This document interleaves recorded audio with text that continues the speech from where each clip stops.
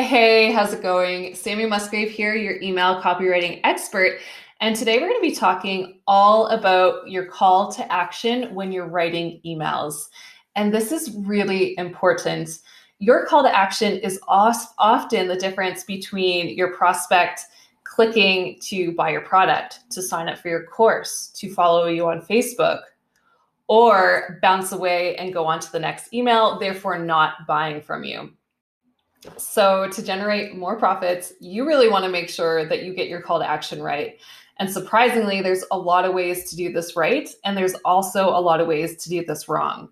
Now, before I move on, let's take a quick second to look at what we've already learned. So over the last couple of weeks, I've been showing you how to create a Michelin star email. That's to say how to create an email that's digestible, money-making, and irresistible that your readers eat up. So in module 1, we looked at how to create your starter or your appetizer, which I recommend creating a story to really draw your reader in and to keep their attention. In module 2, we looked at creating a segue. And so the job of the segue is to take your reader from the story and then move them into the point of your email, which is the call to action or your offer. The segue is really like that glass of wine you use as a palate cleanser before you move on to your main dish. I don't know if wine is really a palate cleanser, but we're going to go with that. It sounds right.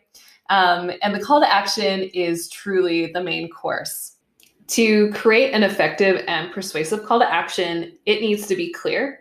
So it's really important that you make it obvious what's going to happen when your reader clicks on your link or your button. It needs to be actionable. So make sure to use action verbs and action phrases. And it needs to be there, which might seem obvious, but I've seen a lot of emails that don't include calls to action. And to me, a call to action is non-negotiable. Never ever assume that your reader knows what you want them to do next. Always lead them through the buyer's journey. And so if the call to action is meant to lead them to the desired next step, how many steps can your potential buyer take? Of course, the answer is 1. Shocking, I know. But there's a lot of people that don't realize this. A lot of us have a tendency to create multiple calls to action all in one line, all in one section of the email, because we think, well, as long as we give people tons of options, they're bound to pick one, right?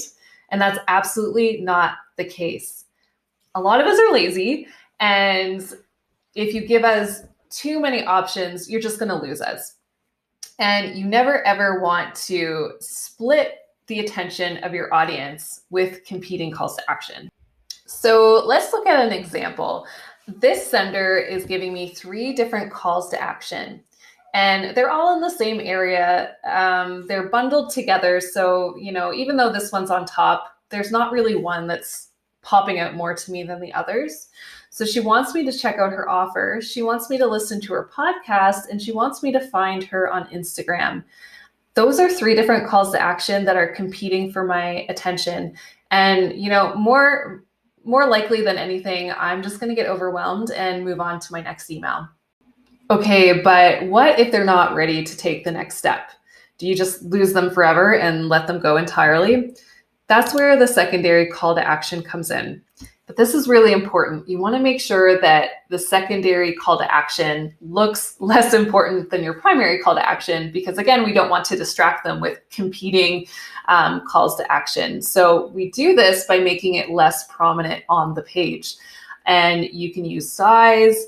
You can also use placement to make sure they realize that these are truly secondary calls to action and we're not competing with the primary call to action. So let's take a look at an example of this being done very well. So you'll see that there's a button here. This company wants me to click on this link that's going to take me to wines that they've paired me up with. I really love wine, obviously. You'll notice up here there is a hyperlink, but this stands out to me more. And the hyperlink takes you to the same place. They're talking about the same thing. So these calls to action, they're not competing with each other. And then when you go further below, this is way less prominent, but it says, still looking for a great gift that your mother will love. I've got just the thing. Click here to gift them an experience they'll enjoy again and again. This is very clearly a secondary call to action. And these are also very clearly secondary calls to action. Now, here I'm showing you a buffet of different styles of calls to action because, as it always goes with marketing, there are so many studies and stats to support a variety of suggestions to increase your conversion rate. For example, you could write your call to action from your perspective. So something like that would be join us now. Or you could write a call to action from the point of view of your reader. So that would be the example of I want in, take me there. And then you also have different studies that tell you whether it's better to use a hyperlink in your email or a button, or how important it is to use just one single call to action and no secondary calls to action in your emails. I'm not going to dive into those stats with you. They're such an easy Google search away, but no matter what you read, you still want to test different calls to action to see what works best for your business and your audience. It is vital to get this one right. So make sure you test, improve, and repeat. So that's all I have for you today. But if you have any questions, definitely feel free to email me at sammy@sammycopy.ca, which I've listed right here. I've also listed out my website as well as my Instagram handle. Now, next week, we will be covering how to close out your emails. So definitely keep an eye out for that. And I will chat with you soon. Bye.